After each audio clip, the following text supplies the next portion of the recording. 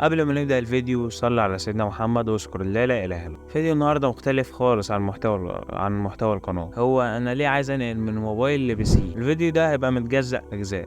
أول جزء هنتكلم فيه عن عيوب المحاكي ومميزاته، وعيوب الموبايل ومميزاته. والجزء التاني هقولك إيه الأسباب اللي عاوزانا ننقل بي سي أو محاكي، وليه مش عارف أنقل.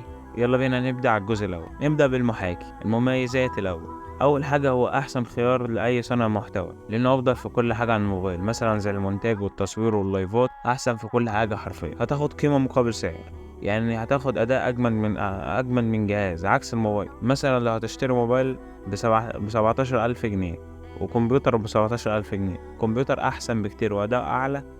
وغير كده انت مش محصور بين العاب الموبايل، انت ينفع تلعب احسن العاب في العالم زي GTA 5 او كول اوف ديوتي وورزون او سبايدر او سايبر بانك او سبايدر مان وغيرها كتير. والعاب الموبايل كمان تقدر تلعبها على المحاكي من محاكي جيم لوب. لو زهقت من الالعاب انت ينفع تعمل عليه اي حاجه. وتالت ميزه انك تعرف تعمل منظور اللي انت عاوزه، مش محصور ما بين منظور موبايل معفن لما تعمل منظور تلفزيون، تعمل منظور ايباد، تعمل منظور اللي يعجبك. رابع ميزة شاشتك كبيرة، حوالي 24 بوصة وفي 19 بوصة وفي أكبر. وغير كده ينفع تركب الشاشة اللي تعجبك. حابب تركب شاشتين 3 4 5 اللي يجي على مزاجك، عكس الموبايل اللي هو شاشة صغيرة وواحدة كمان. في مميزات تانية بس دول أكترهم.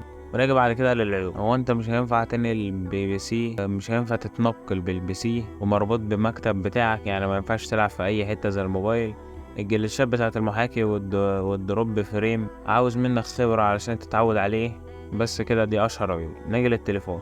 سعره مرتفع بالنسبة للبي سي، مش هينفع لصناعة المحتوى. لعبه مش استعراضي خالص، بيفصل بسرعة، عكس البي سي ممكن تلعب عليه شهر كله. بيسخن جامد، مفهوش ألعاب كتيرة. بس كده دي أشهر عيوب بتاعة الموبايل. نيجي للمميزات. سرعة فريمات عكس البي سي، مش محتاج منك أي خبرة. كله دلوقتي بقى بيعرف يلعب موبايل، تقدر تلعب في اي حته. ناجي ليه انا مش عايز اشتري بيسي او مش عارف اشتري بيسي؟ سبب هو زي اي شاب عربي، عكس الخلايجه او السعوديين، انه مفيش فلوس يا صديقي. وبس كده، كان معاكم الهكر، وشكرا انك كملت الفيديو، وسلام.